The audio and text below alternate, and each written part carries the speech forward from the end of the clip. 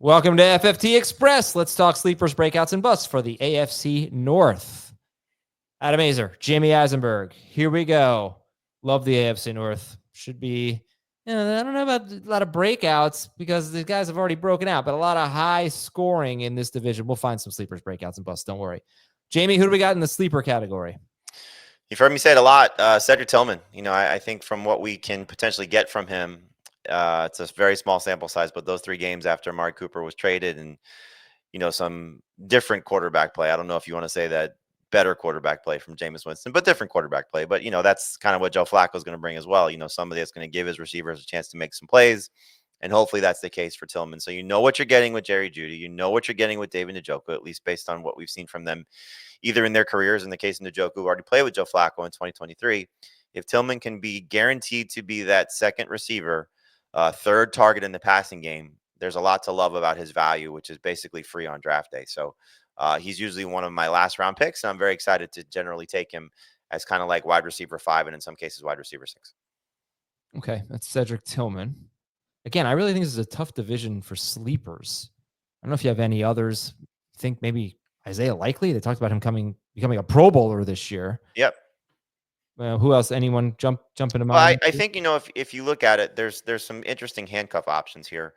So if you can say for sure that it's Keaton Mitchell or Justice Hill, or you could say for sure that it's Taj Brooks or Zach Moss or Samaje Perine, like if we knew that there was definitely a second running back on those 2 teams in particular, you would be taking these guys with late round picks. I think there's going to be some ambiguity in both those backfields. Keaton Mitchell probably has more upside than Justice Hill, but Hill was pretty solid in his role as a pass catcher for the Ravens last year, despite the fact that they did not throw to the running backs enough. He scored a lot of touchdowns. But obviously, if there's an injury to Derrick Henry, then whoever's the second running back off the board, the guy's going to get more carries, is going to be very valuable. And then the situation in Cincinnati, Chase Brown, I think, is going to still be the workhorse, but we saw what it was in the beginning part of the season when they had a healthy Zach Moss or just really somebody else that they trusted. It was a shared backfield with Moss getting quite a bit of opportunities. And so they draft a running back. They bring, they keep Moss. They didn't really bring back. They keep Moss. And they go out and they get a guy that they know in Samaje Perine. So I don't think Perine's the handcuff, but he's going to have an opportunity to make some plays.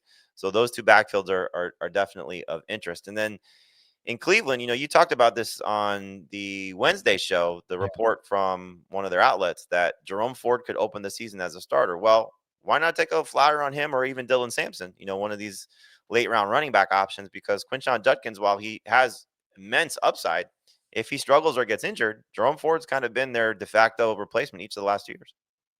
How about breakouts in the AFC North? So this is easier to sort of qualify because I think you look at a few players, some that have either done it before or some that, have a chance to do it again. And in the case of Caleb Johnson, first time opportunity for him as a running back that's stepping into 263 carries vacated by Najee Harris.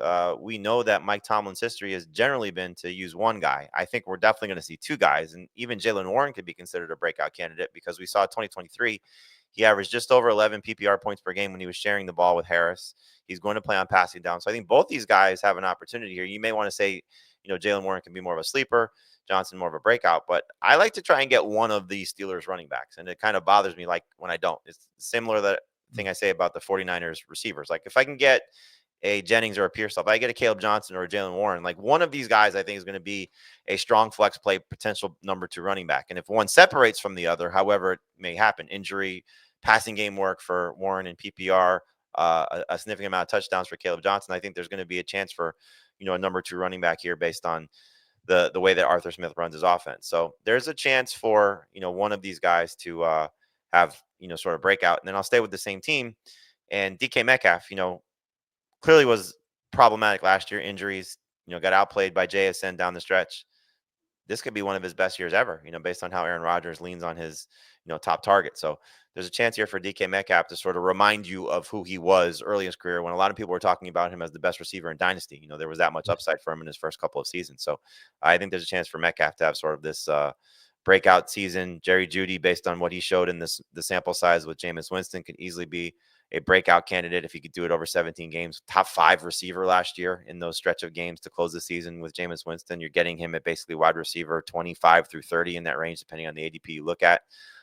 Huge upside there for him. So Chase Brown, another breakout candidate, again, sort of did it last year, but if he could do it over 16 games, 17 games, how exciting would that be based on how he finished the season when he was getting over 20 touches per game, playing over 80% of the snaps, pretty easily. Huge upside there for him as well. All right, quick break here, and we'll talk about some potential busts. No. Before we go to break, order of business here. I put up a Twitter poll last week. Can you be a breakout as a rookie? I thought this was last week. It was only 3 days ago. Can you be a breakout as a rookie? Dismayed by the results. 62% say yes. 38% say no. I am firmly in the no camp. You apparently are in the yes camp. But no, of course you can't be. I mean, what's with you people? Of course you can't be a breakout as a rookie. Also, Zay Flowers I like as a breakout. Really? Yes. Target volume. Volume in general is the only thing holding him back. He is so good. He is incredibly talented. I don't disagree with that. What'd you say? I don't disagree with that. Yeah, I mean, on another team, I think the worst case scenario for him is Devontae Smith, where it's never going to happen because they don't throw enough. But he doesn't have AJ Brown competing with him, so I feel like this is the year they get him the ball more. They got him the ball more earlier in the year. I think they continue that. It's not going to be a huge breakout. I don't think he has a chance to be top 12, but I do think he has a chance to be top 18-ish and be a really good value. I don't see it, unfortunately. I do think he's going to be one of these guys that his talent never matches his fantasy production because of the team he plays on. Like going out and getting DeAndre Hopkins, going out and re-signing or extending Rashad Bateman. You can't sit here and hype up Isaiah Likely and keep Mark Andrews. Like, it just doesn't make sense if it's still Derrick Henry and Lamar Jackson. Now, if Henry were to get hurt and it's, okay, Lamar, you're throwing the ball 5 more times a game, 10 more times a game, whatever that number is, however you want to say, okay, they're now more pass heavy, which I don't think would be the case, but maybe it does. Then, yes, for sure. But the way this team plays offense, I just don't see it. Yeah, sorry, I know we need a break here and then some busts, but they're a little bit like the 49ers now, and they're not going to throw a lot. In fact, the Ravens would be the best bet to have the fewest pass attempts in the NFL. But since Todd Monken became the offensive coordinator, Lamar Jackson has averaged 8 yards per attempt and 8.8 yards per attempt. So they are becoming a team that, even though they're not going to throw a lot, they are going to throw for a decent amount of yards. And Flowers is great after the catch. He probably needs a few more end zone targets, screen zone targets, that kind of stuff. But I fear the same thing as you. His talent will never match his fantasy production, or his fantasy production will never match his talent. But I'm hopeful. All right, quick break and some busts after this. I wasn't ready to die. The wait is over. I need to know what happened. Discover the mystery everyone's been talking about. School Spirits. Every episode of all seasons now streaming on Paramount Plus. Okay, who are going to be some busts in the AFC North? I'm not going to say Derrick Henry. You're not going to get it out of me again. Jonnu Smith is an obvious one. When you just look at where he's coming from to the place that he's going to, Arthur Smith loves Jonnu Smith. He just doesn't give Arthur Smith the opportunities that Mike McDaniel gave him, and the targets are not going to be there for him in an offense that is still going to have Pat Freiermuth playing a significant amount of snaps. And I don't think they're done adding to their receiving corps. So take that into account with what I said about DK Metcalf too. But Jonnu, I think, is, he had top 5 upside in Miami. And I hope people are not drafting him still even as a number 1 tight end. Like, I'd rather have the 2 rookies in Loveland and Morin. I'd rather have Tucker Kraft at this point. I'd rather have Jake Ferguson at this point, so he's tight end 16 for me. He dropped basically 10 spots, after this trade. I'm just looking at some ADP over the last 4 days, and this is on NFC. Jonnu is still tight end 12. So he's just behind Tucker Kraft, but he's ahead of Ferguson, Kincaid, Colston, Loveland, Likely, Pitts, Goddard. So still a little too early. All right.